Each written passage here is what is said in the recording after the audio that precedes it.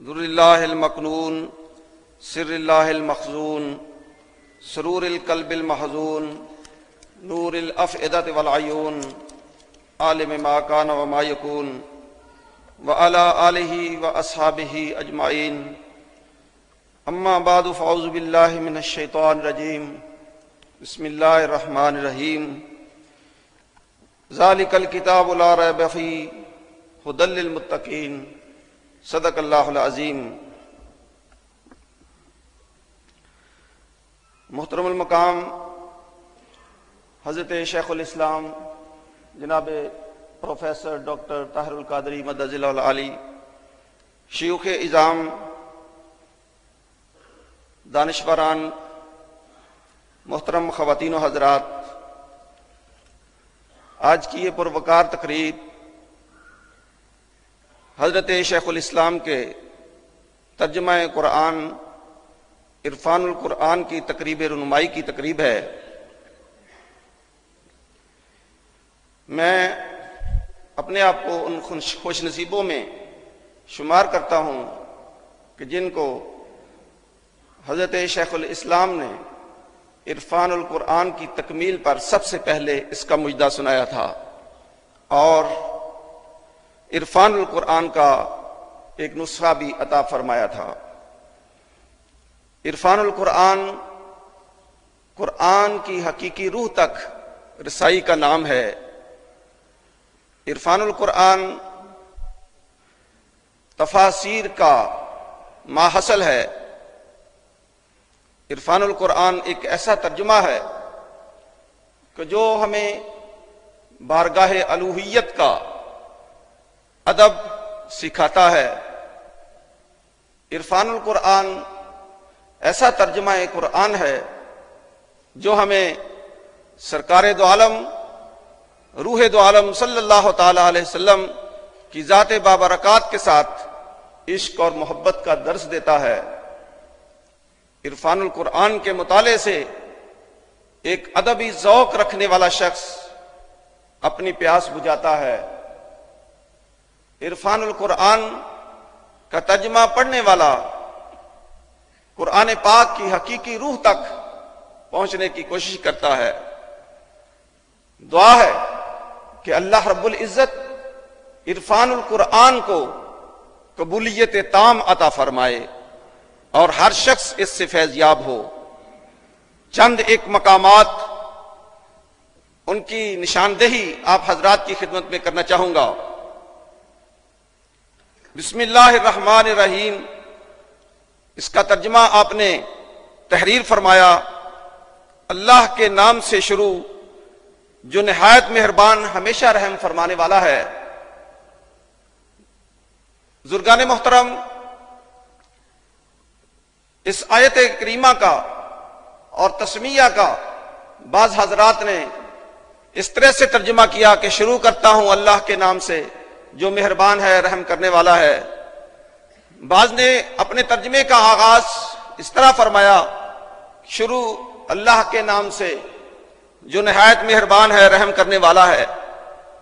لیکن آپ نے جس ترتیب کو اور ترکیب کو استعمال فرمایا اس کو ہمارے بزرگوں نے بھی استعمال کیا، اور یہی اعلیٰ ہے کہ اللہ کے نام کو آپ نے سب سے پہلے رکھا اور باقی جو ہے وہ بعد میں الفاظ استعمال کیے۔ سرکار دو عالم صلی اللہ تعالی علیہ وسلم کے متعلق بھی قرآن حکیم میں ہے۔ حضرت سلیمان علیہ السلام آپ نے جو خط تحریر کیا اس کی ابتدا کی تو فرمایا انہ من سلیمان و انہ بسم اللہ الرحمن الرحیم، کہ یہ حضرت سلیمان کی طرف سے ہے، اور پھر اللہ تعالیٰ کے نام سے ابتدا کی۔ لیکن سرکار دو عالم صلی اللہ تعالی علیہ وسلم نے قرآن حکیم میں فرمایا ان اللہ معنا، پہلے اللہ کا ذکر فرمایا اور پھر اپنا کہ اللہ ہمارے ساتھ ہے۔ اللہ کو ہر مقام پر جو ہے وہ پہلے رکھا۔ اور پروفیسر ڈاکٹر طاہر القادری دامت برکاتہم عالیہ نے اسی اسلوب کو اختیار کرتے ہوئے فرمایا کہ اللہ کے نام سے شروع۔ اس میں جلالت اس کا بعض حضرات نے خدا کے لفظ کے ساتھ ترجمہ کرنے کا اہتمام کیا، لیکن خدا کا لفظ اللہ کے لفظ کی، اس میں جلالت کی زیادہ وضاحت نہیں کرتا۔ اصول یہ ہے کہ معرف کا معرف سے عارف ہونا ضروری ہے، کہ جس ایسا ترجمہ کیا جائے، الفاظ کی وضاحت اس طریقے سے کی جائے کہ جب ترجمہ کرے تو جس لفظ سے ترجمہ کیا جا رہا ہے وہ اس لفظ سے جس طرح ترجمہ کیا جا رہا ہے وہ زیادہ اچھا اور وضاحت کرنے والا ہو۔ خدا کا لفظ اللہ کی اس طرح وضاحت نہیں کرتا جس طریقے سے اللہ کا خود اس میں جلالت اپنی وضاحت کرتا ہے۔ تو آپ نے قرآن پاک میں جس جگہ بھی لفظ اللہ آیا اس کا ترجمہ خدا کے ساتھ نہیں بلکہ اس میں جلالت اللہ ہی کے ساتھ کیا ہے، اس کا آپ ترجمے سے ملاحظہ فرمائیں گے۔ اور اس کے ساتھ ساتھ اس کا ایک فائدہ یہ بھی ہے کہ جب انسان ترجمہ کرے گا، بار بار لفظ اللہ کا اعادہ کرے گا تو زیادہ ثواب اور حصول برکت ہوگی۔ اس لیے آپ نے اللہ کے نام سے شروع اس کے ساتھ آپ نے وضاحت فرما دی۔ رحمان اور رحیم کا ترجمہ آپ نے فرمایا کہ مہربان اور ہمیشہ رحم فرمانے والا۔ یہ ایک اصول ہے کہ زیادتی بنا زیادتی معنی پر دلالت کرتی ہے۔ الفاظ کے اگر بنائے زیادہ ہوں، اس کے الفاظ جو لفظ زیادہ ہوں تو اس کے معنی میں بھی اضافہ ہو جاتا ہے۔ اسی اسلوب کو اختیار کرتے ہوئے آپ نے الرحمن الرحیم کا ترجمہ فرمایا نہایت مہربان اور ہمیشہ رحم فرمانے والا۔ سورہ فاتحہ میں ایک جگہ غیر المغضوب علیہم ولا الضالین، بلکہ آیت کریمہ اہدنا الصراط المستقیم صراط الذین انعمت علیہم غیر المغضوب علیہم ولا الضالین، غیر المغضوب علیہم، اس کے ترجمے میں بعض حضرات نے اس طریقے کو، اس طرز کو اختیار کیا اور فرمایا کہ غیر المغضوب علیہم کا مطلب ہے کہ جو معتوب نہیں ہوئے، اے اللہ ہم کو سیدھا راستہ دکھا، ان لوگوں کا راستہ جن پر تو نے انعام کیا۔ غیر المغضوب علیہم، جو معتوب نہیں ہوئے۔ اس سے ایک اشکال پیدا ہو جاتا ہے اور وہ یہ کہ سرکار دو عالم صلی اللہ تعالی علیہ وسلم بھی اس آیت کریمہ میں شامل ہو جاتے ہیں، اور اسی طریقے سے حضرت موسیٰ علیہ السلام بھی، کہ بخاری میں ان کے متعلق ہے کہ اتب اللہ علیہ، اللہ رب العزت نے حضرت موسیٰ علیہ السلام پر عتاب فرمایا۔ اور اس کے ساتھ ساتھ سرکار دو عالم صلی اللہ تعالی علیہ وسلم حضرت عبداللہ ابن ام مکتوم کو جب دیکھتے تھے تو فرمایا کرتے تھے کہ آتبنی فیہ ربی، یہ وہ شخص ہے جس کے بارے میں رب ذوالجلال نے مجھے عتاب فرمایا کہ جب آپ کفار و مشرکین کو تبلیغ فرما رہے ہیں، وہ حاضر خدمت ہوئے تو آپ نے ان کی طرف نگاہ کرم نہیں فرمائی۔ اس موقع پر رب تعالیٰ نے آیت کریمہ نازل فرما دی، عبس وتولی ان جاءہ الاعمی، کہ آپ چی بچ بھی ہوئے اور آپ نے منہ پھیر لیا۔ تو سرکار دو عالم صلی اللہ تعالی علیہ وسلم جب بھی ان کو دیکھتے تھے تو فرمایا کرتے تھے کہ ان کے بارے میں اللہ تعالیٰ نے مجھے عتاب فرمایا۔ تو ترجمہ معتوب علیہ کا کریں تو وہ بھی غیر المغضوب علیہم میں شامل ہو جاتا ہے، اور یہ جو ہے وہ درست نہیں لگتا، اور یہ قبرہ صحیح نہیں۔ سورہ بقرہ میں اللہ رب العزت نے ارشاد فرمایا ان المنافقین یخادعون اللہ وہو خادعہم۔ بعض حضرات نے اس آیت کریمہ کا ترجمہ اس طریقے سے فرمایا کہ بے شک منافق دغا بازی کرتے ہیں اللہ سے اور وہی ان کو دغا دے گا۔ بارگاہ الوہیت میں اللہ رب العزت کے ساتھ دغا کے الفاظ استعمال کرنا یہ مومن کی شان کے لائق نہیں، یہ ترجمہ مناسب معلوم نہیں ہوتا۔ آئیے دیکھیے کہ حضرت شیخ الاسلام نے کس قدر اچھوتے انداز میں اس آیت کریمہ کا ترجمہ کیا۔ آپ فرماتے ہیں بے شک منافق بزام خیش اللہ کو دھوکہ دینا چاہتے ہیں، حالانکہ وہ انہیں اپنے ہی دھوکے کی سزا دینے والا ہے۔ رب ذوالجلال کی عظمت کو بھی برقرار رکھا اور اس کو اور مزید سربلند کیا، اور ایسا ترجمہ جو بارگاہ الوہیت میں ایک نقص کا باعث بن سکتا تھا اس کو ترک فرما دیا۔ سورہ بنی اسرائیل کی ایک آیت کا حوالہ آپ کے سامنے پیش کرنا چاہتا ہوں۔ اللہ رب العزت نے فرمایا وَمَا جَعَلْنَا الرُّؤْيَا الَّتِي أَرَيْنَاكَ إِلَّا فِتْنَةً لِلنَّاسِ وَالشَّجَرَةَ الْمَلْعُونَةَ فِي الْقُرْآنِ۔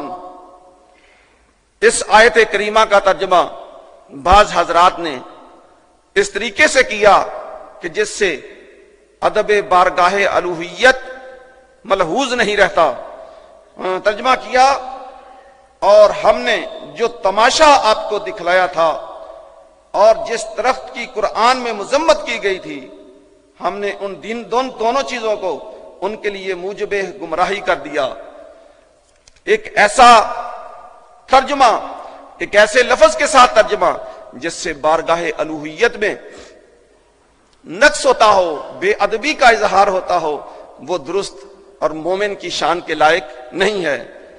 آئیے دیکھیں کہ محترم ڈاکٹر پروفیسر طاہر القادری نے اس آیت کریمہ کا ترجمہ کس انداز میں کیا کہ ادب بارگاہ الہی وہ بھی ملحوظ ہے، اور آیت کریمہ کا ترجمہ اس طریقے سے آتا ہے کہ اس کی بالکل وضاحت ہو جاتی ہے کہ قرآن کیا کہنا چاہتا ہے اور قرآن حکیم کس طریقے سے اس آیت کریمہ کی وضاحت فرماتا ہے۔ آپ نے فرمایا اور ہم نے تو شب معراج اس نظارے کو جو ہم نے آپ کو دکھایا، تماشا کا ترجمہ نہیں بلکہ فرمایا کہ ہم نے اس نظارے کو جو آپ کو دکھایا لوگوں کے لیے ایک آزمائش بنایا۔ ایمان والے مان گئے اور ظاہر بین الجھ گئے، اور اس درخت شجرۃ الزقوم کو جس میں قرآن پاک میں لعنت کی گئی ہے، آپ نے دیکھا کہ یہ ترجمہ جو آپ نے فرمایا کس قدر قرین قیاس ہے اور کس قدر اکر اس کو تسلیم کرتی ہے۔ قرآن حکیم میں لفظ ذنب استعمال ہوا ہے۔ ذنب کفار اور مشرکین کے لیے یہ لفظ بھی استعمال ہوا، اہل ایمان کے لیے بھی استعمال ہوا، اور ذات بابرکات سرور کائنات حضرت محمد مصطفیٰ صلی اللہ تعالی علیہ وسلم کے لیے بھی ذنب کا لفظ استعمال ہوا۔ لیکن ہر موقع پر اس کا معانی، اس کے معنی اس کے سیاق و سباق کے مطابق ہوں گے، اور ذنب کو ہر ایک کے لیے گناہ قرار دے دینا یہ دلائل شرعیہ سے ثابت نہیں، اور خاص کر رسول اکرم سید انبیاء صلی اللہ تعالی علیہ وسلم کی ذات بابرکات کے لیے ذنب کا ترجمہ گناہ کے طور پر کرنا یہ بالکل بھی مومن کی شان کے خلاف ہے۔ ذنب اگر کافر کے لیے استعمال ہو تو وہاں اس کا مفہوم یہ ہوگا کہ ایسا گناہ جو دنیا میں معاف ہو جاتا ہے، لیکن کافر کا گناہ آخرت میں معاف نہیں ہوتا، دنیا میں ہو سکتا ہے، اس کی گنجائش موجود ہے۔ مسلمان کے لیے اگر ذنب کا استعمال ہو تو اس کا ذنب اور اس کا گناہ دنیا اور آخرت میں قابل معافی ہے۔ سرکار دو عالم صلی اللہ تعالی علیہ وآلہ وصحبہ وبارک وسلم آپ کی ذات بابرکات کے لیے اگر یہ لفظ استعمال ہو تو اس کو ہم خلاف اولا امر کے لیے استعمال کریں گے۔ حضرت پروفیسر ڈاکٹر طاہر القادری نے آیت کریمہ سورہ فتح میں جس میں رب ذوالجلال نے ارشاد فرمایا انا فتحنا لک فتحا مبینا لیغفر لک اللہ ما تقدم من ذنبک وما تأخر، وہ اسلوب استعمال کیا جو محققین اور مفسرین نے انہوں نے استعمال کیا۔ آپ نے یہاں فرمایا کہ اس ترجمے میں اس لفظ ذنب میں امت کا لفظ محفوظ ہے. انا فتحنا لک فتحا مبینا لیغفر لک اللہ من ذنب امتک وما تأخر، کہ اے حبیب صلی اللہ تعالی علیہ وسلم، ہم نے آپ کو فتح مبین عطا کی تاکہ آپ کی خاطر آپ کی امت کے ان افراد کی اگلی پچھلی خطائیں معاف فرما دے. آپ نے دیکھا کہ یہ ترجمہ ایسا ہے کہ جو مفسرین کرام کی تائید بھی کرتا ہے اور سرکار دو عالم علیہ الصلوۃ والسلام کی عظمت کو بھی اجاگر کرتا ہے. محترم ناظرین، سورہ ضحیٰ میں اللہ رب العزت نے ارشاد فرمایا وَوَجَدَكَ ضَالًّا فَهَدَىٰ. اس آیت کریمہ کے ترجمے میں بہت سارے مدعا یعنی علم وہ بہک گئے. کسی نے اس کا ترجمہ کیا کہ ہم نے آپ کو گمراہ پایا تو ہدایت دے دی. کسی نے ترجمہ کیا کہ ہم نے آپ کو بھٹکتا پایا تو ہم نے آپ کو ہدایت دے دی. اگر سرکار دو عالم ہی معاذ اللہ بھٹک جائیں یا گمراہ ہو جائیں تو پھر ہدایت کی کہیں بھی امید نہیں رہتی، بلکہ رب ذوالجلال آپ کی طرف سے گناہی کی ہر قسم کی نسبت کو ختم کرتا ہے اور فرمایا کہ ما ضل صاحبکم وما غویٰ. اے حبیب، آپ تو کبھی بھی گمراہی کی طرف نہیں گئے. تو پھر اس آیت کریمہ کا وہی ترجمہ ہے جو حضرت پروفیسر ڈاکٹر طاہر القادری نے کیا. آپ فرماتے ہیں اس نے اپنی محبت میں آپ کو خود رفتہ پایا اور گم پایا تو اس نے مقصود تک پہنچا دیا. اور یہ ترجمہ قرآن کریم اور مفسرین کے ان کی رائے کے عین مطابق ہے. خود رب ذوالجلال نے بھی ارشاد فرمایا جس وقت حضرت یوسف علیہ السلام کا کرتا حضرت یعقوب علیہ السلام کے پاس آتا ہے تو وہ کہتے ہیں انی لاجد ریح یوسف، مجھے تو یوسف علیہ السلام کی خوشبو آ رہی ہے. تو ان کے اولاد نے کہا کہ انک لفی ضلالک القدیم، آپ تو اسی پرانی وارفتگی اور محبت میں پڑے ہوئے ہیں جو حضرت یوسف علیہ السلام کے متعلق آپ کو تھی. آپ نے دیکھا کہ اس کا یہی ترجمہ حسب حال تھا کہ فرمایا کہ ہم نے آپ کو اپنی محبت میں خود رفتہ پایا تو منزل مقصود تک پہنچا دیا. اور منزل مقصود کیا ہے کہ سرکار دو عالم ہمہ وقت اللہ رب العزت کے جلووں میں گم رہتے تھے. سرکار دو عالم علیہ الصلوۃ والسلام رب کی ذات اور صفات کے جلووں میں محب تھے. رب تعالیٰ نے فرمایا کہ اے حبیب، ہم نے تو آپ کی محبت میں اپنے آپ کو اپنی محبت میں خود رفتہ پایا ہے، لیکن اگر آپ اسی طرح ہماری محبت میں ہی رہیں گے تو پھر اس عوام کا جو ہے وہ کیا بنے گا، ان کو ہدایت کون دے گا. آپ نے فرمایا کہ ہم نے آپ کو محبت میں خود رفتہ پایا اور پھر آپ کی وجہ سے ان لوگوں کو ہدایت نصیب فرما دی. بیشتر مقامات مزید ہیں کہ جو وضاحت کرنے کے لائق ہیں، لیکن وقت کے پیش نظر میں اپنی معروضات کو انہی الفاظ پر ختم کرتا ہوں اور دعا کرتا ہوں کہ اللہ رب العزت حضرت پروفیسر ڈاکٹر طاہر القادری کے علم، عمل، صحت میں برکت عطا فرمائے اور آپ حضرات بھی دعا فرمائیں تاکہ ہم مزید اور مزید ان سے فیض یاب ہو سکیں. اللہ کریم میری ان معروضات کو قبول فرمائے. آمین. وآخر دعوانا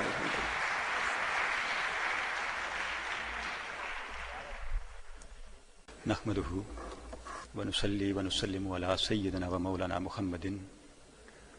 اما بعد، اعوذ باللہ من الشیطان الرجیم. بسم اللہ الرحمن الرحیم.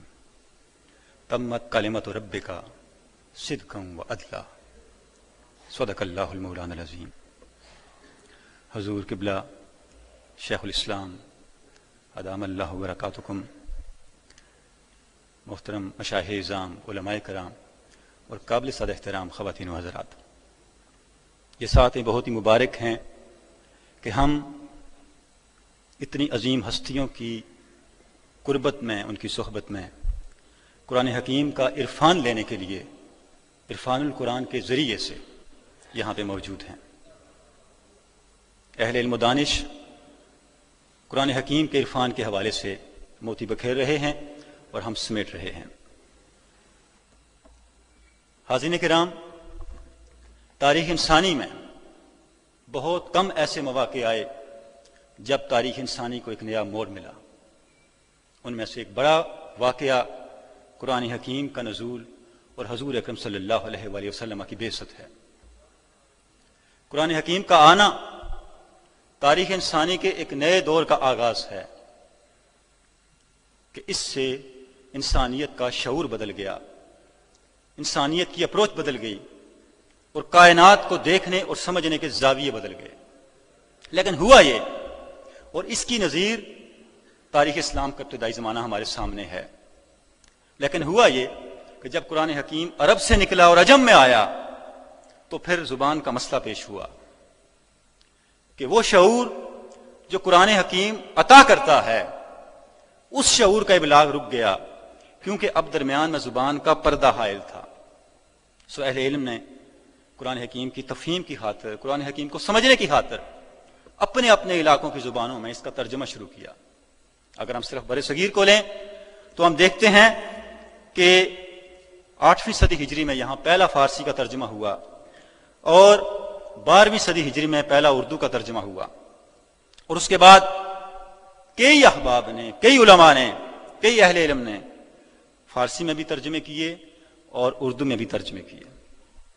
لیکن ناظرین کرام، عرفان القرآن کو اگر ہم اس تاریخ کے تناظر میں دیکھیں کہ صدیوں کی ترجمہ قرآن کی تاریخ میں عرفان القرآن کا کیا مقام ہے، تو میں یہ عرض کرنا چاہوں گا کہ برصغیر پاک و ہند میں، اردو کی دنیا میں آج تک ہونے والے تمام تراجم ایک درخت ہیں اور عرفان القرآن اس درخت کا پھل ہے۔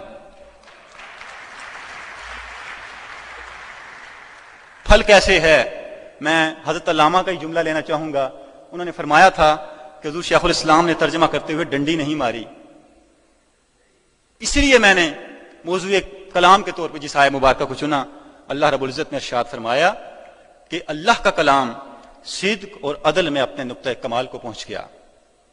پتہ یہ چلا کلام وہی کامل ہے جس میں اکوریسی ہو، صدق ہو، اور جس میں اعتدال ہو، توازن ہو، عدل ہو، اور یہ تبھی ہو سکتا ہے جب اس بات کا لحاظ رکھا جائے جس کی طرف حضرت علامہ اشارہ فرما رہے تھے۔ اور اس کے لیے ناظرین کرام، قرآن حکیم کے مفہوم کو اردو میں سمونے کے لیے، دوسری زبان میں سمونے کے لیے یہ بہت مشکل امر ہے، بہت مشکل کام ہے۔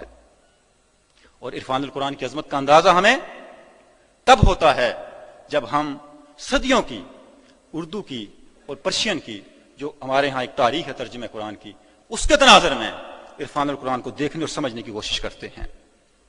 اگر ہم عرفان القرآن کے محاسن کو دیکھیں تو ہم دیکھتے ہیں کہ وہ تمام بنیادی تقاضے جو فہم قرآن کے لیے ضروری ہیں ان کا استحضار اس ترجمہ قرآن میں رکھا گیا ہے کہ قرآن حکیم کا اسلوب کیا ہے، بات کرنے کا انداز کیا ہے، عربی زبان و ادب کا صرفیاتی اور نحویاتی نظام کیا ہے، سماجی اور ثقافتی پس منظر جس میں قرآن کلام کر رہا ہے وہ کیا ہے، اور سب سے بڑھ کر یہ کہ قرآن حکیم کی داخلی معنوی وحدت کیا ہے۔ ان سب باتوں کا استحضار ناظرین کرام ہمیں عرفان القرآن میں ملتا ہے۔ اور جس آیت مبارکہ کو آپ پڑھیں اس کے ترجمے کے لیے جس جملے کا انتخاب کیا گیا ہے، جس لفظ کا انتخاب کیا گیا ہے، جب آپ اسے پڑھیں گے تو آپ کا لاشعور یہ بات کہے گا کہ گنجینہ ایمانہ کا تلسم سے جانیے جو لفظ بھی میرے قائد کی گفتار میں آوے۔ جو لفظ چنا ہے، جو جملہ چنا ہے، جو ترکیب چنی ہے، وہ اپنے اندر ایک جہان دانش ہے، ایک معنی کا سمندر ہے، اور قرآن حکیم کے معانی کو، قرآن حکیم کے مقصود کو قاری تک پہنچانے کا ایک مؤثر وسیلہ ہے۔ کتنا مشکل کام ہے ناظرین کرام قرآن حکیم کے مفاہیم کو بیان کرنا۔ حسین نصر کہتا ہے کہ the text of Quran reveals human language crushed by the power of divine word۔ تو کیسے ممکن ہے کہ ایک غیر عربی زبان میں کما حق ان معانی کا، ان مفاہیم کا ابلاغ ہو سکے؟ لیکن اللہ کا شکر ہے کہ ہم ایک ایسے زمانے میں رہ رہے ہیں، ہمیں مولا نے وہ زمانہ عطا کیا ہے جس میں ایک ایسا نابغہ یسر ہے، ایک ایسا مجسم دانش ہے جو قرآن حکیم کی سائے مبارکہ کا مظہر ہے کہ کامل کلام وہی ہے جس میں ایکوریسی ہو، صدق ہو، اور جس میں اعتدال ہو، جس میں عدل ہو، جس میں توازن ہو. کیونکہ حضور شیخ الاسلام کو اللہ رب العزت نے وہ جامعیت عطا کی ہے، یہاں اعتدال ہے علوم جدید اور علوم قدیم کا، مشرق اور مغرب کے ویژن کا، روحانیت اور علم ظاہر کا، دنیا اور آخرت کے استحضار کا، فکر کا اور عمل کا، سائنسی علوم اور سماجی علوم کا، عشق و مستی اور استدلال و خرد کا، غرض کے دنیائے معنی اور جہان دانش کا جو بھی زاویہ ہو سکتا ہے اس کا ہمیں کمال حسن یہاں نظر آتا ہے. کیونکہ حسن صرف ناظرین کرام حاضرین محترم اعتدال کا نام ہے. جتنے بھی تراجم قرآن آج تک ہوئے سارے ہی تراجم درست ہیں، لیکن ہم ایک ایسے زمانے میں ہیں ناظرین کرام، ہمیں صرف درست ترجمہ نہیں چاہیے، ہمیں وہ ترجمہ چاہیے جو پورا درست ہو. ہمیں پورا درست ترجمہ چاہیے. حسن عسکری بہت بڑے دانشور ہیں اردو کے، وہ کہتے ہیں کہ اب تو اردو میں ایسے ترجمے ہو رہے ہیں جن کا حال یہ ہے کہ ان ترجموں کا فائدہ صرف اخفائے حال ہے، کیونکہ کہنے والا کچھ کہتا ہے اور ترجمے میں کچھ ہوتا ہے. زمانہ بہت بدل گیا، انسان کی دانش نے بہت سفر طے کر لیے ہیں. لہٰذا آج کے دور میں جب آج کا قاری پہلے تراجم کو پڑھتا ہے تو وہ مخمصے میں پڑ جاتا ہے کہ میرا علم درست ہے یا میرا عقیدہ درست ہے، کیونکہ اس کا عقیدہ کچھ کہتا ہے اور ترجمے کے ذریعے سے قرآن کا جو مفہوم آگے منتقل ہوتا ہے وہ کچھ کہتا ہے. تو دونوں میں ایک کلیش، ایک کنفیوژن اور ایک کنفلکٹ سامنے آتا ہے. فیصلہ نہیں وہ کر پاتا قاری کہ میں اپنے عقیدے کے پیچھے چلوں یا اپنے علم کے پیچھے چلوں. سو ہمیں ایک ایسے ترجمے کی ضرورت تھی جو اس غلط بینی ممبر کو ختم کرے، اس ڈیویلٹی کو ختم کرے، اس فکر و عمل کی اور فہم کی سنویت کو ختم کرے. اور سب شکر خدا رب ذوالجلال کا کہ اللہ نے ہمیں عرفان القرآن کا زمانہ عطا کیا ہے، حضرت شیخ الاسلام کا زمانہ عطا کیا ہے.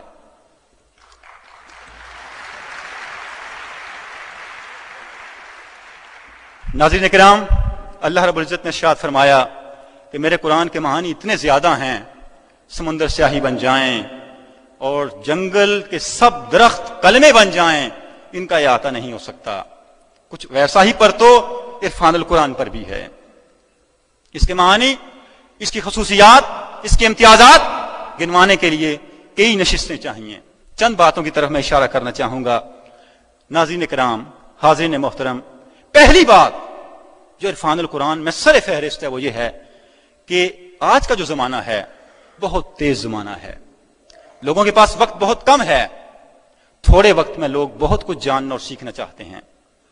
یہ تقاضا اگر کوئی ترجمہ قرآن پورا کرتا ہے تو وہ عرفان القرآن ہے. یہ ترجمہ ہے لیکن اپنی معنویت کے لحاظ سے تفسیر ہے. اس ترجمے کو آپ پڑھیں، پڑھنے کے بعد آپ محسوس کریں گے کہ بہت کم مقامات ایسے رہ جائیں گے جہاں مزید کلیئرٹی کے لیے آپ کو کسی تفسیر کی حاجت ہو، کسی تفسیر کی ضرورت ہو. اور حاضرین محترم، یہ بہت مشکل کام ہے. تفصیل سے لکھنا بہت آسان ہے اور مختصر لکھنا خشک تنے شاعر میں سیروں لہو ہوتا ہے. یہ بہت مشکل کام ہے. مولانا محمد علی جوہر جب کامریڈ نکالتے تھے تو انگریز اس اخبار کو پڑھ کے محظوظ ہوتے اور اس سے حظ اٹھاتے. جب تاریخ خلافت کا زمانہ آیا تو جوہر نے بہت لمبے لمبے اداریے لکھنے شروع کر دیے. ایک انگریز دانشور جوہر سے ملا اور کہنے لگا مولانا آج کل آپ بہت لمبے اداریے لکھ رہے ہیں. تو جوہر نے کہا آج کل میں تاریخ خلافت میں مصروف ہوں، مختصر لکھنے کے لیے میرے پاس وقت نہیں ہے. مختصر لکھنا بہت مشکل ہے،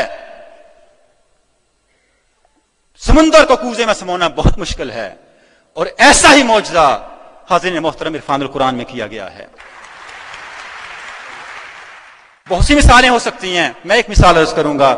سورہ مریم کی 5ویں آیت مبارکہ ہے وَإِنِّي خِفْتُ الْمَوَالِيَ مِنْ وَرَائِي وَكَانَتِ امْرَأَتِي عَاقِرًا فَهَبْ لِي مِن لَّدُنكَ وَلِيًّا، کہ میں اپنے اس دنیا سے جانے کے بعد اپنے رشتہ داروں سے ڈرتا ہوں. یہ سب تراجم میں آپ کو یہی ترجمہ ملے گا. بڑی نیچرل سی بات ہے حاضرین محترم، قابل غور بات ہے. جو شخص مر جائے اپنے پیچھے رہ جانے والوں کے بارے میں ڈرتا ہی ہے. اسے خوف ہوتا ہے کہ میرے بعد کیا ہوگا. ہر شخص بھی ڈرتا ہے, عام آدمی بھی ڈرتا ہے, اور ایک نبی بھی ڈر رہا ہے. فرق کیا ہے؟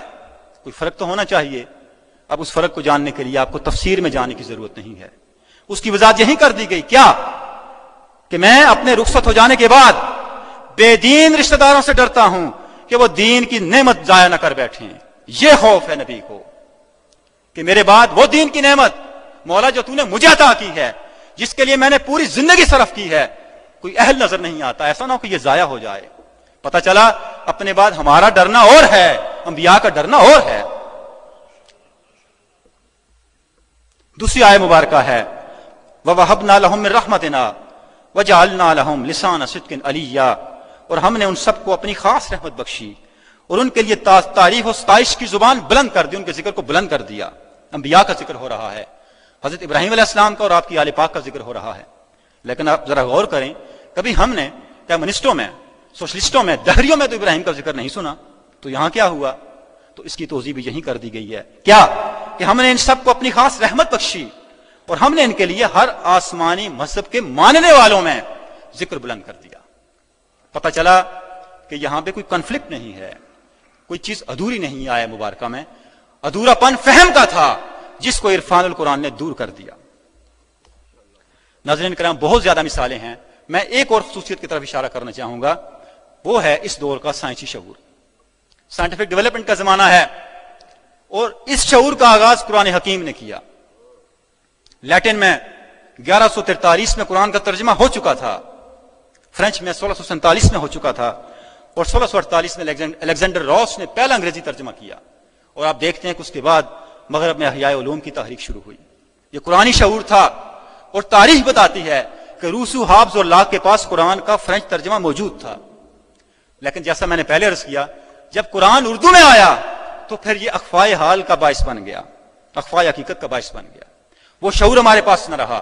اس شعور کو, قرآن کے اس شعور کو منتقل کرنے کے لیے اگر آج ہمارے درمیان, اس امت کے درمیان اور قرآن کے درمیان حرف رابطہ ہے تو وہ صرف اور صرف عرفان القرآن ہے.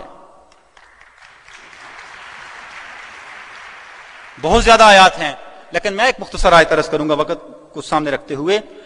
خلق الانسان من علق, ارشاد ہوا کہ ہم نے انسان کو علق سے پیدا کیا.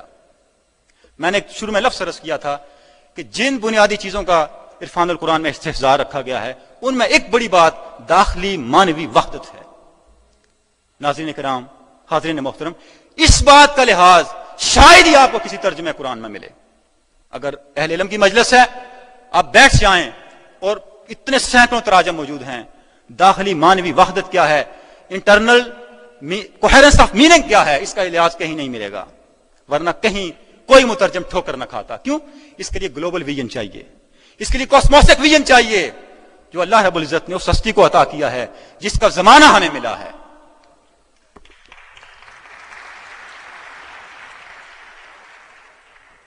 خلق الانسان من علق, سب نے یہی ترجمہ کیا, ہم نے انسان کو جمے ہوئے خون سے پیدا کیا. کاش کہ وہ یہ آئے مبارکہ بھی دیکھ لیتے, فَتَعْزِلُ النِّسَاءَ فِي الْمَحِيضِ, تو خون سے انسان کہاں پیدا ہونے لگا. اگر ہم اس بات کو دیکھیں, ہر وہ آئے مبارکہ جس کے ترجمے پہ مترجمین نے ٹھوکر کھائی, اس کا حل اور اس کا رد وہیں کہیں قرآن میں موجود تھا. لیکن کاش کوئی ایسا تو ہوتا جو قرآن حکیم کو ایک وحدت کے طور پہ دیکھتا.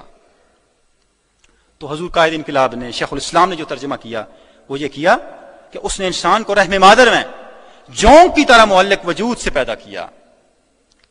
اور ناظرین کرام, حاضرین محترم, یہ وہ ترجمہ ہے جس کی تائید, جس کی توثیق اور جس کی تصدیق آج کی میڈیکل سائنس کرتی ہے, جس کی تائید اور تصدیق خود قرآن کی دوسری آیات کرتی ہیں, حتیٰ کہ وہ لفظ کرتا ہے جو اللہ رب العزت نے انسان کی تخلیق کے لیے یہاں پہ چنا. یہی سبب ہے کہ جب آج کا پڑھا لکھا انسان, آکسفورڈ اور کیمبرج کا پڑھا لکھا انسان قرآن کو عرفان القرآن کے ذریعے سے پڑھتا ہے تو پھر اس کے عقیدے میں پختگی آتی ہے, لرزش نہیں آتی. اس کا علم اور اس کا عقیدہ آپس میں ٹکراتے نہیں ہیں, بلکہ وہ ایک یکجان ہو کے آگے بڑھتے ہیں, اور اسے مزید قرآن کی حقانیت پہ, اپنے دین کی حقانیت پہ اسے شرح صدر ملتا ہے.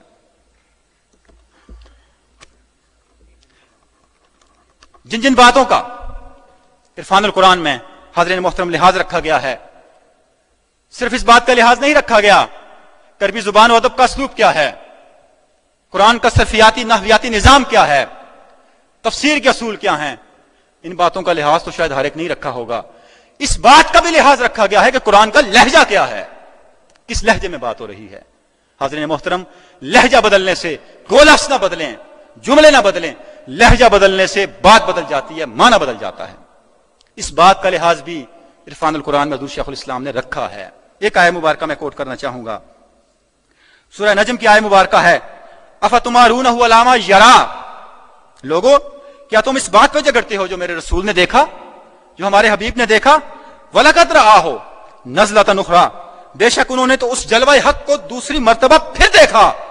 اور پھر ساتھ لکھا حالانکہ تم تو ایک بات پر ہی جھگڑ رہے ہو، یعنی وہ بات جو صرف اللہ کے قرآن کے لہجے میں پوشیدہ تھی. حضور شیخ الاسلام نے اس کو صفحہ کرتاس پہ منتقل کر دیا اور بتایا کہ آیت کیا رہی ہے.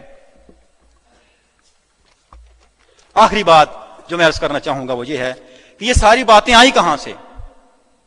اتنا شعور، اتنا فہم، اتنی جامعیت کہ جہاں پہ ہمیں مشرق و مغرب اور جدید و قدیم کے علوم کا سمندر ٹھاٹھے مارتے ہوئے نظر آتے ہیں. یہ سب کچھ کہاں سے آیا؟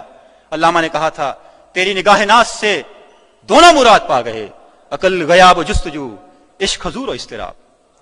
یہ نگاہ مصطفیٰ کے ساتھ ہمارے قائد کا تعلق ہے. غالب نے کہا تھا آتے ہیں غیب سے مضامین خیال میں، غالب سریر خامان نوائس سروش ہے. میں یوں کہنا چاہوں گا کہ آتے ہیں غیب سے مضامین اس خیال میں جو تیری نگاہ ناز کا حلقہ بگوش ہے.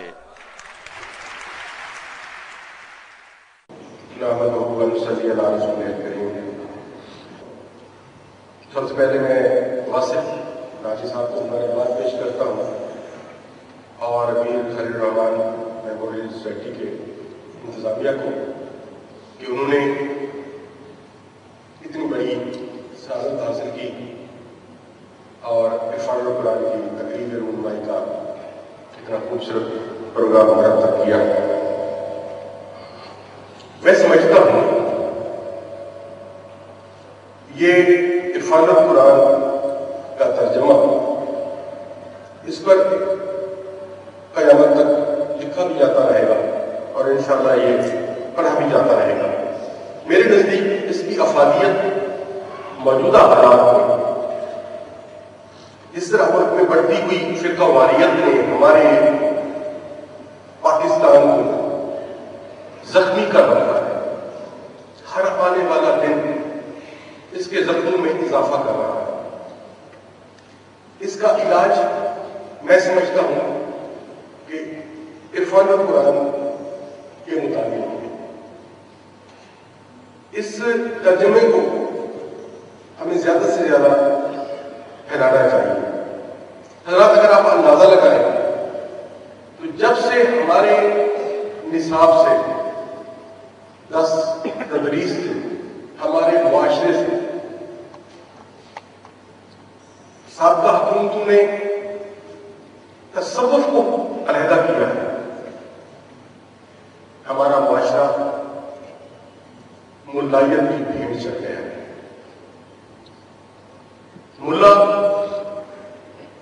ہمیشہ آپ سے فرائض کی بات کرے گا کہ آپ کے فرائض کیا ہے، صوفی آپ کے حقوق کی بات کرے گا. اس لیے سلطان العاشقین خواجہ غلام فرید علیہ رحمت فرماتے ہیں کہ جنہوں نے عشق فریب استاد کیا سب علم عمل برباد کیا، پر حضرت دل آباد کیا سو بچ لکھ حال کو. تو یہ صاحب عشق ہے.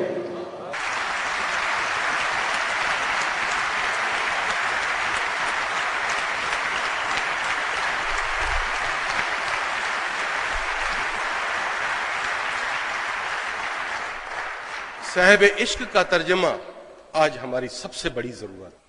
اس کی زیادہ سے زیادہ اشاعت ہونی چاہیے، اس کی زیادہ سے زیادہ تقریبات رونمائی ہونی چاہیے تاکہ ہمارے معاشرے کے اندر یہ ہر جگہ پر اس کی موجودگی ہماری نفرتوں کو کم کر سکے، ہمارے اختلافات کو کم کر سکے۔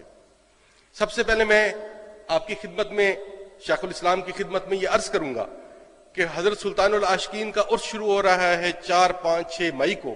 اگر یہ اجازت بخشیں گے مجھے تو 5 مئی کو اس کی تقریب رونمائی ہم کوٹ مٹھن شریف میں کریں گے جی۔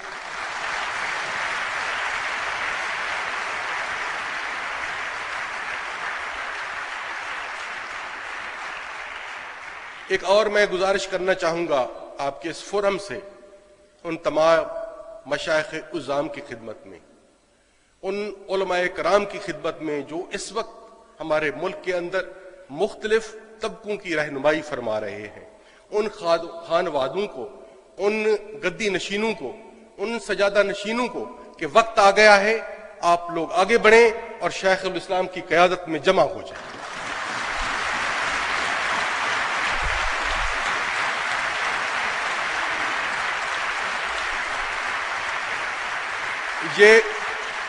یہ وہ قائد ہے جو اس ملک کو بھی اور اس معاشرے کو بھی اور ہمیں پار لگا کے لے جائے گا جی۔ آخر میں ایک دعا ہے تو پرانی، لیکن دعائیں کبھی پرانی نہیں ہوتی کہ تو جیے 1000 سال، ہر برس کے ہوں 50,000۔ خدا حافظ۔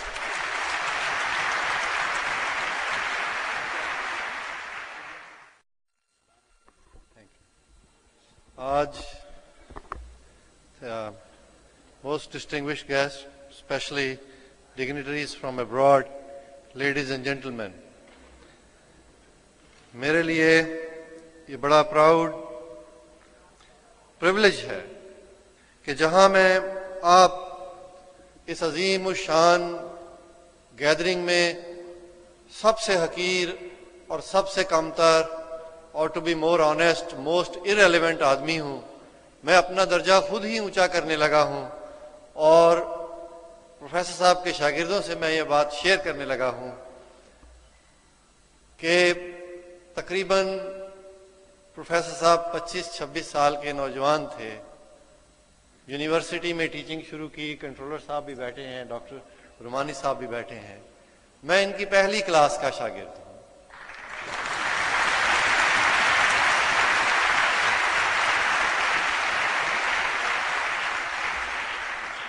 اور آج وہ نوجوان اپنی علمی کاوشوں اور باقی بہت طرح سے کاوشوں سے ایک عالمی سطح کے اوپر ایک پریزنس فیل کی جاتی ہے جس کی، اور ایک میننگ فل پریزنس ہے۔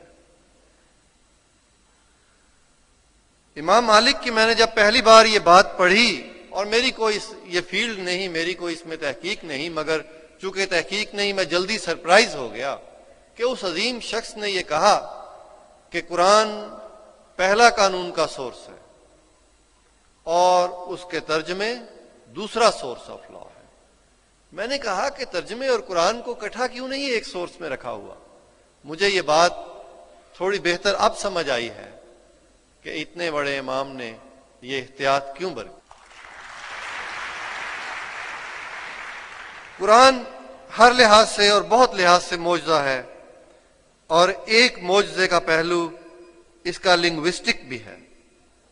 اب کسی بھی چیز کا ترجمہ کرنا ہو تو یہ آسان کام نہیں، مگر قرآن کا ترجمہ کرتے وقت اس کی لنگوسٹک معجزے کو اور اس کی یکتائی آئیڈیلسٹک حیثیت کو، اور پھر یہ چوائس آف ورڈ جو خدا کا اپنا چوائس ہے، جو اس کتاب کو باقی تمام آسمانی کتابوں سے ممتاز کرتی ہے، اس کا ٹرانسلیشن کرنا واقعتاً میں شاید غلط نہ ہوں یہ کہنے میں کہ یہ دنیا کا مشکل ترین کام ہوگا۔ اور کسی بھی ترجمہ کرنے والے کے سامنے جو 4 بنیادی سوال آتے ہیں، اور میری جو گفتگو ہے وہ پہلے آئے ہوئے علماء کی گفتگو سے بہت ہلکی ہے، اور مجھے یوں محسوس ہو رہا تھا کہ شعروں، بہت پڑھے لکھے شعروں کے درمیان مجھ جیسے اسمال آدمی کو پھینکا جا رہا ہے، مگر کانشیس آف دی فیکٹ کہ یہ حکم ہے پروفیسر صاحب کا، تو میں یہ بات کر رہا ہوں کہ 4 باتیں کسی بھی ترجمہ کرنے والے کے سامنے ہوتی ہیں۔ اور سب سے پہلی یہ کہ جس عبارت کا ترجمہ کیا جا رہا ہے اس عبارت کی کس حد تک نمائندگی کی جا سکے گی۔ جو عبارت کے پڑھنے سے ذہن کے اندر تصور آتا ہے اور جو تصور ترجمہ پڑھنے سے آتا ہے، وہ دونوں کتنا زیادہ سے زیادہ قریب لائے جا سکتے ہیں۔ اور قرآن کا ٹیکسٹ تو ابدی ہے، اور انسان کی کوئی بھی چیز ابدی نہیں ہو سکتی، کوئی بھی زبان ابدی نہیں، کوئی بھی میننگ زیادہ دیر لاسٹ نہیں کرتے۔ تو اس ابدی ٹیکسٹ کو اور اس کے میٹافر کو، اس کے ایڈیم کو، اس کے آئیڈیالوجی کو اس فانی زبانوں کے اندر کس طرح سے دیر پائی انداز سے پڑھنے والے کے ذہن میں اتارا جائے، یہ ناممکنات کی ایک بات ہے۔ اور پھر زبان کی فنکشنل نیسیسٹیز ہیں، فنکشنل ریکوائرمنٹس ہیں، اور عربی تو خدا کا چوائس تھا۔ اب عربی میں ورڈ سمد استعمال ہوا تو مجھے ایک بار یوں لگا کہ شاید یہ ایک لفظ ہو جس کی وجہ سے خدا نے عربی میں قرآن نافذ کیا ہے، اور اس طرح کے تو بے شمار باتیں ہوں گی۔ اب خدا کے چوائس کی زبان کو اپنے لوکل ریکوائرمنٹ اور لوکل چوائس گیون ریالٹی کے اندر ٹرانسلیٹ کرنا، یہ بہت مشقت کا کام ہے۔ اور پروفیسر صاحب، آپ کی موجودگی کی وجہ سے ناٹ اونلی کہ آپ کے ترجمے کے اوپر خراج تحسین، بلکہ میں تو یہ کہتا ہوں کہ آج تک جتنے لوگوں نے قرآن کا ترجمہ کیا ہے سب ہی لوگ خراج تحسین کے مستحق ہیں، اور آپ کا ترجمہ ان تمام تراجم میں موسٹ اسپیشل حیثیت رکھتا ہے۔ میرے پاس دنیا سے، دوسرے ممالک سے بہت لوگ آتے ہیں اور وہ کہتے ہیں کہ ہمیں قرآن دے دو۔ اب ہم ان کو ان کی زبان میں قرآن نہیں دے سکتے۔ میری بڑی ایک للچائی ہوئی خواہش پیدا ہو رہی ہے کہ اس کے قریب ترین کوئی انگلش میں اوریجنل اسکالرز کے ٹرانسلیشن دوسرے لوگ تو کرتے ہیں، مگر اس طرح سے عبارت کے اندر جو نان ببلیکل ٹرانسلیشن ہے، جیسے مولانا مودودی نے کیا، نان ببلیکل انداز میں ٹرانسلیشنز جو ہے، اس سے ایک چاشنی رہتی ہے۔ اور قرآن کا اعجاز تو محفوظ نہیں رکھا جا سکتا آبویسلی، مگر جتنا بھی اس کو اچیو کیا جا سکتا ہے آپ نے کیا ہے۔ اور میری یہ لالچ ہو رہا ہے کہ کاش کہ کوئی انگریزی میں بھی اب اتنا بڑا ضخیم کام آپ نے کیا اور ہم آپ کی ڈیوٹی نہیں لگا رہے کہ اگلا کام شروع کر دیں۔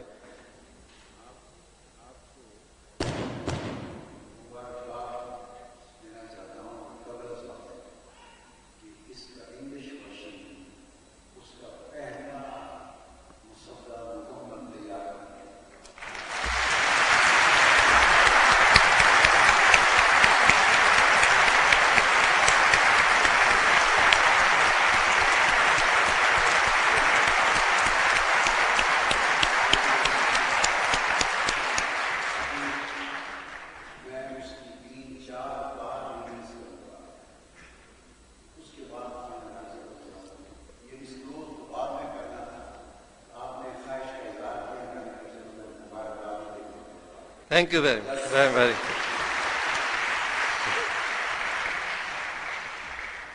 Thank you. میں اس کا کیسے شکریہ ادا کروں؟ اللہ پاک آپ کے درجات کو، اور یہ تو روایت نہیں، بزرگ ہمارے لیے دعائیں کرتے آئے ہیں، آج ایک گناہگار اپنے بزرگ کے لیے، اس کے درجات کی مزید بلندی کے لیے۔ دو تین باتیں ہیں کہ لنگوسٹک پوائنٹ آف ویو سے ترجمہ اسینشلی ٹیکسچولیسٹ ہوتا ہے، اور تقریباً متراجم جو ہیں ساری زبانوں میں اپنے آپ کو ٹیکسچولیٹی تک ہی محدود رکھتے ہیں۔ پروفیسر صاحب کا جو ٹرانسلیشن ہے یہ ٹیکسچولیٹی کے اوپر مضبوطی سے پاؤں تو رکھے رکھتا ہے، لیکن یہ کانٹیکسچولیٹی میں بھی چلا جاتا ہے، اور ترجمہ کرتے وقت اس بات کے جو لارجر کانٹیکسٹ ہے، اب یہ ایک بڑا جرأت آزمائی کا کام ہے۔ مجھے بلکہ یہ شبہ ہے کہ شاید کچھ لوگ یہ کہیں کہ یہ نہیں کرنا چاہیے تھا، کیونکہ یہ اختلافی بات میں نہیں کر رہا، یہ پروفیسر صاحب کی انتہائی انٹلیکچوئل ایفرٹ ہے، یہ پیورلی ایک انٹلیکچوئل انڈیور ہے جو ترجمہ ہوا ہے، اور انٹلیکچوئلزم اپنے ساتھ ڈائلاگ اور گفتگو لے کر آتا ہے۔ تو لا میں بھی اور لینگویج میں بھی دو سکولز ہیں، ایک کہتے ہیں کہ ٹیکسچولیٹی سے بیانڈ مت جائیں، اور ایک کہتے ہیں کہ کانٹیکسچولیٹی کے بغیر جائے بغیر کسی چیز کی ورڈنگ کو، مطلب کو سمجھا نہیں جا سکتا۔ سو یہ جو لاجیکل اپروچ ہے اور کانٹیکسچوالٹی ہے جو آپ نے اڈاپٹ کی ہے، اور ایک اور جو بڑی غیر معمولی چیز اس میں سامنے آئی ہے، یہ پہلے سے یہ بات موجود تھی کہ ترجمہ کرتے وقت زبان کے بدلنے سے جو ایک ان بلٹ میننگ لفظوں میں نہیں آیا ہوتا لیکن لفظوں کے درمیان میں آ جاتا ہے، وہ پیرنتھیسس کے استعمال سے مترجم جو ہیں ان کو لگا دیتے ہیں تاکہ پڑھنے والے کو وہ غائب شدہ الفاظ جو پڑھے جاتے ہیں اور لکھے نہیں جاتے وہ سامنے آ جائیں اور اس میں روانی آ جائے اور مطلب سمجھ آیا جا سکے، وہ کیا گیا ہے۔ اب پروفیسر صاحب کا پیرنتھیسس کا استعمال اس روٹین کے پیرنتھیسس کے استعمال سے تھوڑا لارجر ہے۔ میں اب پہلے تنولی صاحب نے ساری اگزامپلز دے دی، وہ جو جہاں پر آپ نے سزا کی بات کی کہ وہ زنا کی یہ سزا ہے، تو وہاں اپنے پیرنتھیسس میں زنا بالجبر اور رجم والی بات جو ہے اس کا بھی ذکر کر دیا ہے۔ تو یہ ایک لارجر کانٹیکسچوالٹی کا نیو کلچر جو ہے وہ یہاں پہ دیکھنے میں آیا ہے۔ میں حیران ہوں آپ نے وہ آیت کیسے مس کر دی، آپ نے اس کی ساری بات والی تو کی ہے، جو آپ نے نیو میننگ دیا ہے ستارے کے اوپر جا کر نیچے آنے کا، وہ تو انتہائی کریٹو میننگ ہے، اور میرے نالج میں نہیں کہ پہلے کسی نے یہ والا مطلب لیا ہو۔ امام شافعی نے کہا جاءکم من اللہ نور و کتاب مبین میں نور پروفٹ کو کہا ہے، اس میں نور پروفٹ کو کہا ہے، لیکن یہاں پہ غالباً جو ستارے کی وہ چیز شخصیت جو پروفٹ کو صلی اللہ علیہ وسلم کو آپ نے کہا ہے کہ کیونکہ نیچے جا کے معراج کا ذکر آنا ہے تو یہ پروفٹ ہی ہیں جو اوپر گئے ہیں، اور اس طرح کے بے شمار ہیں، اور کافی پروفیسر صاحب نے بھی بہت ساری اگزامپلس دے دی، مجھے ان میں اب جانے کی ضرورت نہیں، مگر بہرحال جو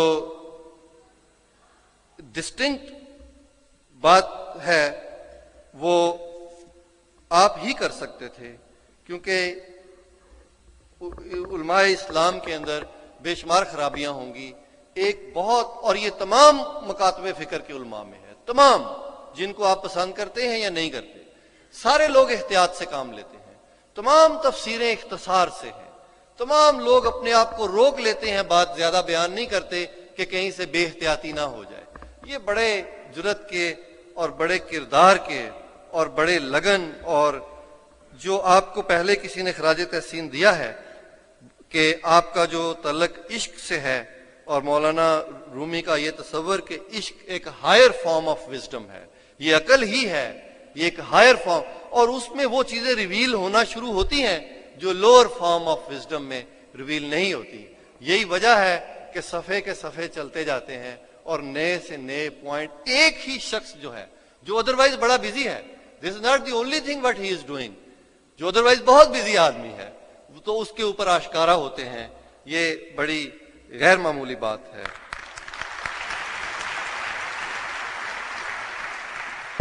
اور دو باتیں تھوڑی اور irrelevant ہو جائیں گی۔ جب کسی قوم میں اعلیٰ کتابوں کے ترجمے شروع ہوتے ہیں تو اس قوم کا عامیانہ پن چلا جاتا ہے۔ میں معافی سے چاہوں گا کہ بے شمار اسلامی تقریریں ہوتی ہیں، بے شمار اسلامی تحریریں ہوتی ہیں، وہ ہوتی تو مقدس ہیں مگر ورڈلی کوالٹی کے اعتبار سے عامیانہ پن کا شکار ہوتی ہیں، اور جو لیول آف آرگومنٹ آج کل دنیا میں اور غیر مسلموں کی دنیا میں برپا ہے وہ بڑا سائنٹیفک ہے، وہ بڑا ریشنل ہے، اور اس کے اندر تو مکڑی کا جال بچھا دیا جاتا ہے نازک سے نازک، اور وہ آرگومنٹ چلتا رہتا ہے۔ تو یہ عامیانہ باتیں جو ہیں وہ اس دنیا میں نہیں چل سکتی۔ تو یہ قرآن سے ہی ابتدا ہونی چاہیے تھی ترجمے کی، اور دنیا کی عظیم کتابیں جو غیر مسلموں کی بھی ہیں، جو مسلمانوں کی بھی ہیں، اور زیادہ شاید غیر مسلموں کی ہوں گی، ان کے تراجم ہونے چاہیے تاکہ جو ہمارا لیول آف آرگومنٹ ہے اور جو عامیانہ پن سے ہم چھٹکارا پانا چاہ رہے ہیں وہ ہمارے کلچر کے اندر ایک ریولوشن آ جائے جس کی آپ نے بنیاد رکھی ہے۔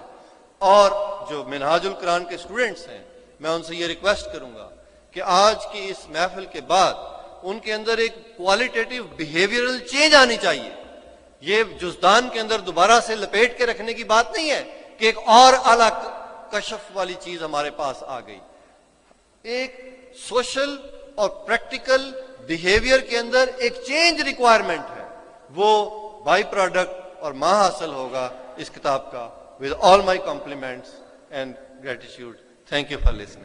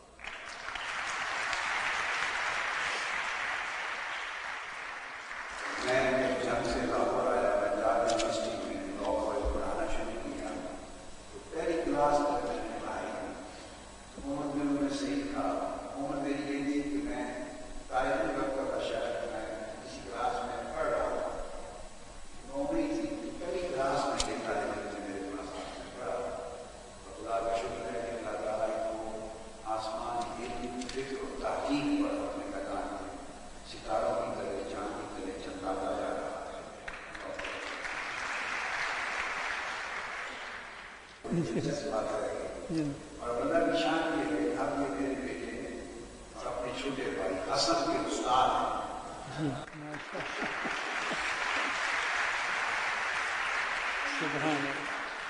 اسی وجہ سے کہتے ہیں نزدیک دو دائرہ بنا.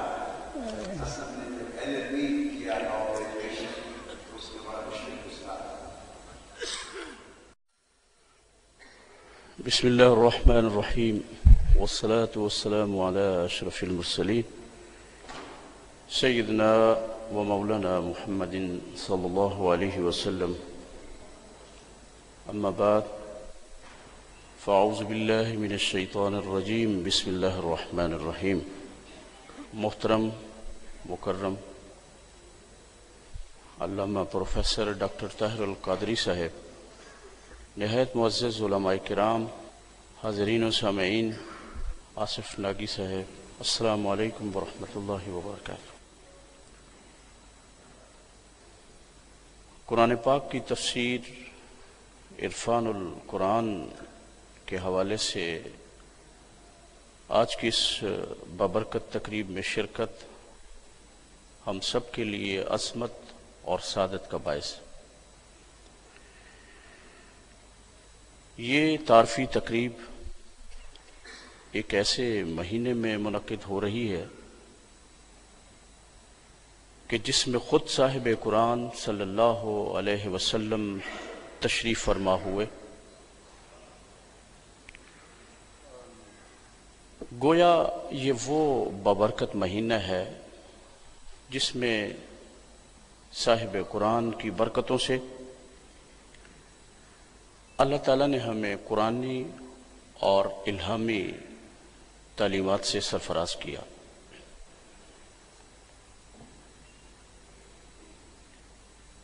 آج اس اعتبار سے یہ موقع بہت ہی خوشگوار ہے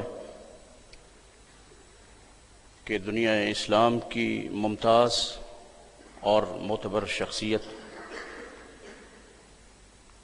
پروفیسر ڈاکٹر علامہ محمد طاہر القادری کی تفسیر کی تقریب پذیرائی منعقد ہو رہی ہے. میں ذاتی طور پر سمجھتا ہوں کہ قرآن پاک کی تفسیر کو جدید عصری تناظر میں پیش کرنے کی بہت ضرورت ہے. اللہ تعالیٰ نے محترم ڈاکٹر صاحب کو ایسی صلاحیتوں سے مالا مال کیا ہے. یقیناً ان کی یہ کاوش نہ صرف ہمارے لیے بلکہ دیگر مذاہب کے وہ لوگ جو قرآن کو سمجھنا چاہتے ہیں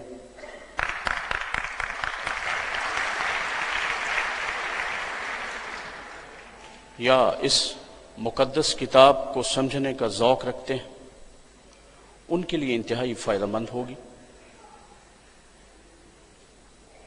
میں اس بابرکت موقع پر محترم ڈاکٹر صاحب کو اس خوبصورت اور علمی کاوش پر مبارکباد پیش کرتا ہوں۔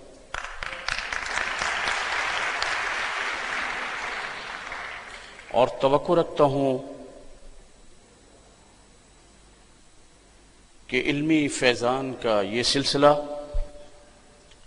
آگے بڑھتا رہے۔ آخر میں منتظمین کو مبارکباد پیش کرتے ہوئے اجازت چاہوں گا۔ والسلام علیکم۔ نحمده ونصلي ونسلم على رسوله الكريم وعلى آله وصحابه وذرياته أجمعين۔ أيها الجهابذة الكرام والعلماء العظام وأرباب الطريقة الصوفية والسلاسل السندسية،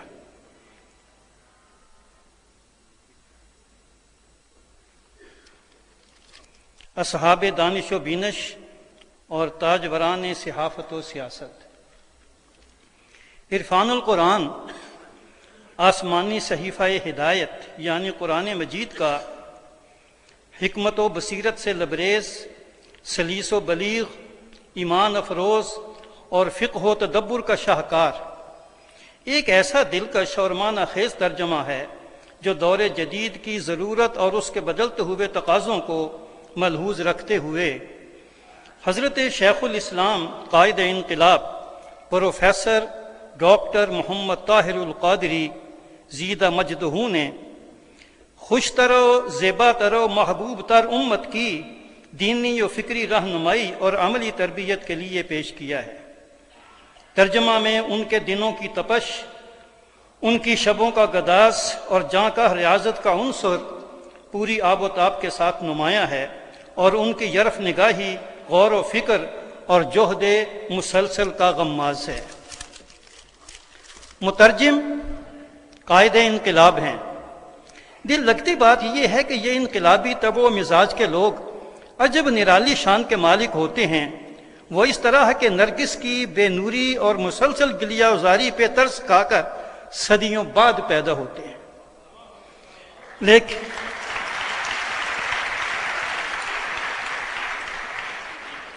لیکن اپنی آن بان اور امتیازی شان کو ہر دور میں اور بہر صورت قائم رکھتے ہیں اور مقام و مرتبے پر حرف نہیں آنے دیتے۔ حضرت مترجم قائد محترم نے ارباب انقلاب کی اس دیرینہ روایت کو قائم رکھا ہے اور ایک فصیح و بلیغ اور حسین و دل پذیر ترجمہ پیش کر کے اس دینی فرض کو نبھایا ہے جو ایک بین الاقوامی سحر انگیز اور محبوب و مؤثر شخصیت کی حیثیت سے ان پر عائد ہوتا تھا۔ عالی مرتبت سامعین، ترجمہ کرنا کوئی کھیل تماشا یا بازیچہ اطفال نہیں، اس کے لیے ادب و لغت میں مہارت، قوانین بلاغت میں مجتہدانہ بصیرت، ناسخ و منسوخ، توجیہ و تطبیق، تفسیری قوانین و ضوابط سے آگاہی بہت ہی ضروری ہے۔ اس کے علاوہ عربی زبان سے خاص لگاؤ اور اس کا مزاج شناس ہونے کی بھی ضرورت ہے۔ وہی مترجم اس نایاب اعزاز کا شرعی استحقاق رکھتا ہے جسے ان فنون میں مہارت تامہ حاصل ہو اور وہ ان کے ساتھ جذباتی اور روحانی وابستگی رکھتا ہو۔ یہ خاص عطائے ربانی ہے کہ حضرت شیخ الاسلام زیدہ مجدہ تفسیری تقاضوں کے اس کڑے معیار پر پورا اترتے ہیں۔ چنانچہ جہاں اور بہت سی سعادتیں اور نعمتیں ان کے حصے میں آئی ہیں، وہاں یہ سعادت اور توفیق بھی انہی کو ارزانی ہوئی کہ وہ ایک معنی خیز اور دور حاضر کے تقاضوں کے مطابق ایک سلیس و رواں ترجمہ امت کو عطا فرمائیں اور اس کی دینی و علمی ضرورت پوری فرمائیں۔ چنانچہ انہوں نے گونا گوں مصروفیات کے باوجود اس طرف توجہ دی اور اپنے فکر و فلسفہ اور عمیق مطالعہ کے نتائج کو ترجمہ میں سمو دیا۔ انہوں نے ترجمہ کی انفرادیت پر روشنی ڈالتے ہوئے بتایا کہ یہ لغوی، نحوی، ادبی، علمی، اعتقادی، فکری، سائنسی، تفسیری اور جملہ پہلوؤں پر مشتمل جامع، عام فہم اور نادر ترجمہ ہے۔ دوران مطالعہ علم دوست قاری بہت جلد محسوس کر لیتا ہے کہ ترجمہ میں سلاست و روانی پائی جاتی ہے، اور اس میں فصاحت و بلاغت، حسن بیان اور ادبی چاشنی کے علاوہ وہ سب خوبیاں موجود ہیں جو ایک سلیس و عام فہم ترجمہ میں ہونا ضروری ہیں۔ حضرت شیخ الاسلام جدید دور کے تیور شناس اور اس کی فکری رہنمائی کی صلاحیت سے بہرور ہی نہیں، بلکہ اس فکر کو موقع و محل اور مقتضی حال کے مطابق مناسب الفاظ و تراکیب کا حسین جامہ پہنانے اور نفیس ترین اسلوب میں بیان کرنے پر بھی قدرت رکھتے ہیں۔ انہوں نے دور جدید کے ذہن کو ملحوظ رکھتے ہوئے جس جاں فشانی، مہارت اور تدبر سے ترجمے کا فریضہ انجام دیا ہے، وہ بہت سی الجھنوں کا شافی علاج اور شکوک و شبہات کا گرہ کشا ہے، اور اس علمی سطح پر جدید دور کے جدید انسان کی ہر ضرورت کو پورا کرتا ہے۔ یہ اس صدی کا ایسا کام ہے جو اپنے علمی دقائق اور مرموز حقائق کے حوالے سے حیرت انگیز حد تک لاجواب و بے مثال اور علمی احتیاط و دیانت اور تبحر و تدبر کی ایک نادر مثال ہے۔ اس کی خصوصیت یہ بھی ہے کہ ایک شخص جتنا زیادہ علم دوست ہو اور اس کا دامن علوم و فنون، دانش و بینش اور علم و ادب سے معمور ہو، وہ اتنا ہی زیادہ اس سے استفادہ کرتا ہے اور اس میں پوشیدہ نکات اور باریکیوں سے محظوظ و مستفید ہوتا ہے۔ اس ترجمہ کی ایک خاص بات اور انفرادیت یہ ہے کہ اس میں مقام الوہیت اور ادب رسالت کا بطور خاص خیال رکھا گیا ہے، اور ترجمہ میں یہ احتیاط برتی گئی ہے کہ قلم سے کوئی ایسا جملہ یا فقرہ نہ نکلنے پائے جو بے ادبی کے زمرے میں آتا ہو اور مقام رسالت و الوہیت کے منافی ہو۔ آج کے معاشرہ میں آزادی افکار نے ابلیس کے اشارے پر یہ ستم بھی ایجاد کر دیا ہے کہ تراجم میں ادب و احترام کو ملحوظ نہیں رکھا جاتا اور بے دھڑک ایسے الفاظ لکھ دیے جاتے ہیں جو ادب و احترام کے معیار پر پورے نہیں اترتے اور اسلامی عقائد و نظریات سے متصادم ہوتے ہیں اور ایسے شکوک و شبہات کو جنم دیتے ہیں جن کا کوئی جواب ہی نہیں بن پڑتا۔ جہالت یا خود فریبی یا تن آسانی نے یہ مرض عام کر دیا ہے، اور اس سے ایک ایسے علم کلام نے جنم لیا ہے جس نے ذہنوں کو پراگندہ اور عقائد کو گندا کر دیا ہے۔ حضرت مترجم عرفان القرآن نے اس ناگہانی آفت کی طرف بطور خاص توجہ دی ہے، اور ترجمہ کرتے وقت الفاظ و تراکیب کے انتخاب میں اتنی احتیاط برتی ہے کہ دینی عقائد کے منافی کوئی شبہ پیدا ہی نہیں ہوتا، اور پہلے سے جو شکوک و شبہات پیدا ہو چکے ہیں ان کا ازالہ ہو جاتا ہے۔ موقع و محل یعنی عید میلاد النبی اور جشن آمد رسول صلی اللہ علیہ وسلم کی مناسبت سے صرف ایک دو آیات کا ترجمہ پیش کرتا ہوں جن کا موضوع ہی میلاد پاک ہے۔ اس سے آپ حضرت مترجم کے ترجمہ کی انفرادیت اور ان کی ندرت فکر کا بخوبی اندازہ لگا لیں گے اور عرفان القرآن کی قدر و قیمت اور علمی حیثیت سے آگاہ ہوں گے۔ بسم اللہ الرحمن الرحیم۔ ربنا وابعث فیہم رسولا منہم یتلو علیہم آیاتک ویعلمہم الکتاب والحکمت ویزکیہم انک انت العزیز الحکیم۔ حضرت مترجم کے نیازمند قلم کی نیازمندی اور برفتگی دیکھیں۔ ترجمہ یہ ہے: اے ہمارے رب، ان میں انہی میں سے وہ آخری اور برگزیدہ رسول صلی اللہ علیہ وسلم مبعوث فرما جو ان پر تیری آیتیں تلاوت فرمائے اور انہیں کتاب اور حکمت کی تعلیم دے کر دانائے راز بنا دے اور ان کے نفوس و قلوب کو خوب پاک صاف کر دے، بے شک تو ہی غالب و حکمت والا ہے۔ اسی مضمون کو دوسرے پیرائے میں سنیں۔ بسم اللہ الرحمن الرحیم۔ وَإِذْ قَالَ عِيسَى ابْنُ مَرْيَمَ يَا بَنِي إِسْرَائِيلَ إِنِّي رَسُولُ اللَّهِ إِلَيْكُمْ مُصَدِّقًا لِمَا بَيْنَ يَدَيَّ مِنَ التَّوْرَاةِ وَمُبَشِّرًا بِرَسُولٍ يَأْتِي مِن بَعْدِي اسْمُهُ أَحْمَدُ فَلَمَّا جَاءَهُم بِالْبَيِّنَاتِ قَالُوا هَذَا سِحْرٌ مُبِينٌ۔ اور وہ وقت بھی یاد کیجئے جب عیسیٰ بن مریم علیہ السلام نے کہا، اے بنی اسرائیل، بے شک میں تمہاری طرف اللہ کا بھیجا ہوا رسول ہوں، اپنے سے پہلی کتاب تورات کی تصدیق کرنے والا ہوں، اور اس رسول معظم صلی اللہ علیہ وسلم کی آمد کی بشارت سنانے والا ہوں جو میرے بعد تشریف لا رہے ہیں، جن کا نام آسمانوں میں اس وقت احمد صلی اللہ علیہ وسلم ہے۔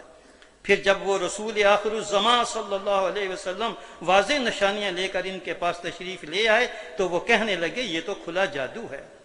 اسی مضمون کا ایک حسین روپ سورہ الجمعہ میں ملاحظہ فرمائیں۔ بسم اللہ الرحمن الرحیم۔